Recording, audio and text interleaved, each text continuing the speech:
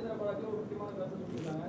6 மாதத்துல வந்து ஆட்சி புதிய ஆட்சி வரும். அதே போல ஏன் ஸ்டாலின் கோவம் வந்தா இந்த ஆட்சி போயிடும் அப்படின்ற கருத்து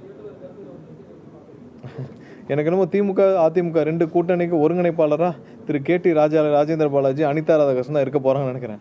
ஏன்னா அவங்க ரெண்டு பேர் தான் அந்த ரெண்டையும் சேர்த்து வச்சு பேசுகிற மாதிரி இருக்குது.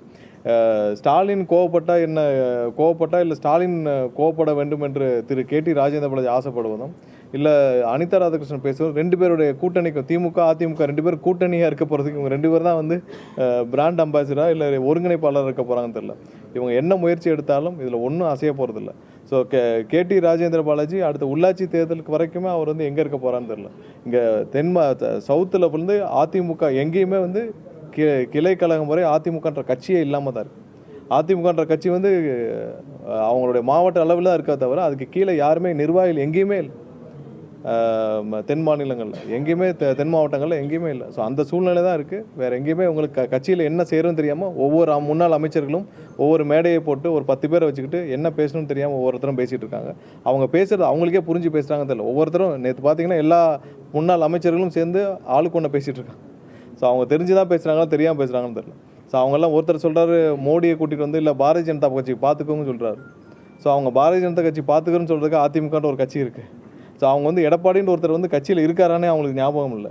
அந்த கட்சிக்கு ஒரு பொதுச்செயலாளர் இருக்கான்றதே அந்த கட்சியில் யாருக்கும் நம்பிக்கை இல்லை. அதனால் ஆளாளுக்கு ஒரு சைடில் வச்சு ஒருத்தர் ஸ்டாலின் வரணும்னு நினைக்கிறார், இன்னொருத்தர் பாரதிய ஜனதா கட்சி பார்த்துக்குன்னு சொல்கிறாரு. அப்போ அதிமுகன்ற கட்சியில் இருக்காரா இல்லை அந்த கட்சிக்கு ஒரு பொதுச்செயலாளர் இருக்கான்றது அவங்க கட்சியில் இருக்கவங்களுக்கே தெரியாமல் தான் இருக்குது.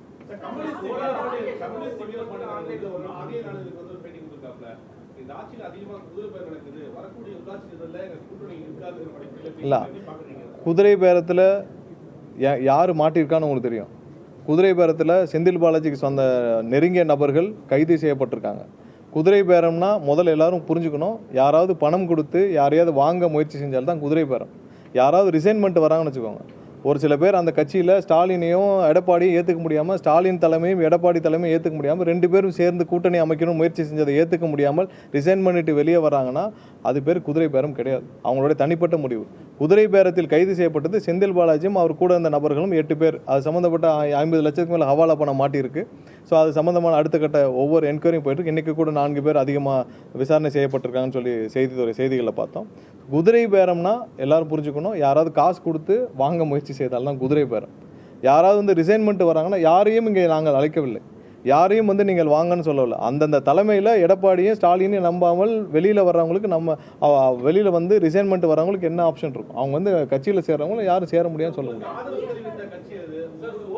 இல்லை அவர் எந்த எண்ணத்தில் சொன்னார்னு தெரியல. குதிரை பேரம்ன்றது வந்து கண்டிப்பாக அவர் வந்து ஒருவேளை செந்தில் பாலாஜியோடைய நெருங்கிய நபர்கள் இப்போ மாட்டியிருக்காங்களே அதை கூட அவர் மைண்டில் வச்சு சொல்லியிருக்கலாம். நாங்கள் அது என்னன்னு தெரிஞ்சுக்கிறோம். பட் அவர் சொன்னதாக இதாக தான் இருக்கும்.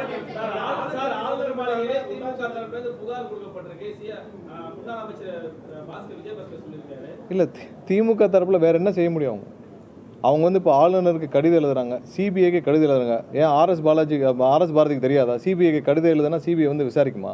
சிபிஐக்கு யார் ஹேண்ட் ஓவர் பண்ணோம்? ஒன்று கோர்ட்டு ஹேண்ட் ஓவர் பண்ணோம், இல்லை கவர்மெண்ட் ஹேண்ட் ஓவர் பண்ணோம். ஆர்எஸ் பாரதி கடிதம் எழுதுனால ஹேண்ட் ஓவர் பண்ண முடியாது.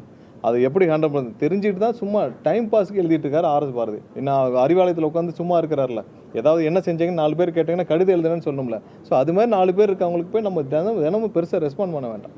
சிபிஐக்கு கடிதம் எழுதுறா ஆர்எஸ் பாரதிக்கு தெரியுமில்ல சிபிஐ எப்படி டேக் ஓவர் பண்ணுவாங்க. சிபிஐ இங்கே வந்து டேக் ஓவர் பண்ணக்கூடாது, அவங்க தானே சட்டம் கொண்டு வந்தாங்க, அவங்க தானே பாஸ் பண்ணாங்க.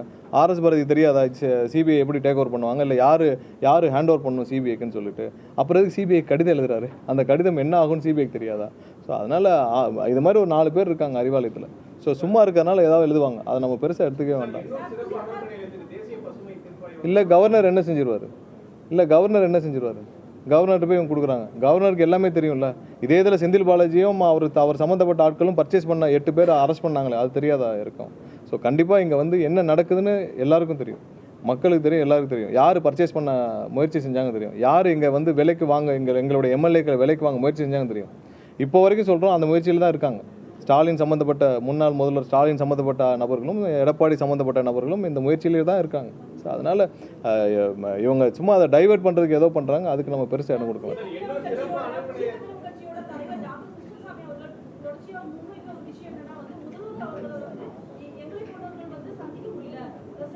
இல்லை இன்றைக்கி அதிகபட்சம் இன்றைக்கி தலைமைச் செயலகத்திலேருந்து எல்லாரையும் சந்திக்கிற ஒரே முதல்வர் எனக்கு தெரிஞ்சு நம்மளுடைய முதல்வர் மட்டும்தான். இதுக்கு முன்னாடி எல்லாரும் தலைமைச் செயலகத்தில் ஒரு மணி நேரம் வருவாங்க, ஏதாவது நிகழ்ச்சியை தொடங்கி வச்சுட்டு போயிடுவாங்க. அதிகபட்சம் காலையில் 9 மணிலேருந்து சாயந்தரம் 5 மணி 6 மணி வரைக்கும் தலைமைச் செயலகத்தில் எல்லாரையும் சந்திக்கிறார். கண்டிப்பாக அவர் யார் மூலமாக முயற்சி செஞ்சார்னு தெரில. கண்டிப்பாக நேரடியாக முதல்வர் அலுவலகத்துக்கு யார் வேணாலும் தொடர்பு கொள்ளலாம். கண்டிப்பாக டைம் வழங்கப்படும். அதில் எந்த முடியும்.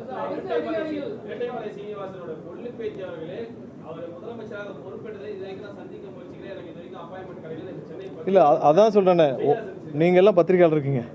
யார் மூலயமா அப்ரோச் பண்ணால் முதல்வர் அலுவலகத்துக்கு தொடர்பு கொண்டால் அப்பாயின்மெண்ட் கிடைக்கும்னு தெரியும்.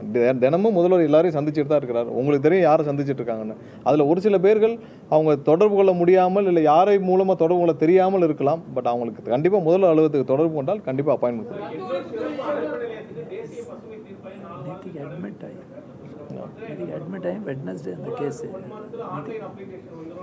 ஆமாம் சார். இன்னும் 2 வாரத்தில் நம்ம அந்த சோலார் ஆன்லைன் அப்ளிகேஷன்ஸ்க்குள்ள நம்ம ஒரு சொல்யூஷன் நம்ம அனௌன்ஸ் பண்ணிவிடும். ஏன்னா அதில் பாலிசி டிஃபைன் பண்ணாமல் இருக்கும். நம்ம பேட்டரி ஸ்டோருக்கு பாலிசி டிஃபைன் பண்ணாமல் இருக்கும். மற்றபடி எக்ஸிஸ்டிங் சோலார் அப்ளிகேஷன்ஸ் எல்லாம் நம்ம கொடுக்க ஆரம்பிச்சிட்டோம்.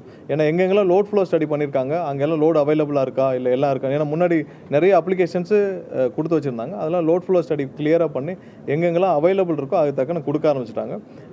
விரைவில் எல்லாமே கொடுத்து முடிக்கப்படும். ரீபவரிங் இல்லை ரீநேமிங் எல்லாம் வந்து ஒவ்வொன்றா கொடுக்க ஆரம்பிச்சிருக்காங்க. அதெல்லாம் ஒன்றும் தடையெல்லாம் போயிடும்.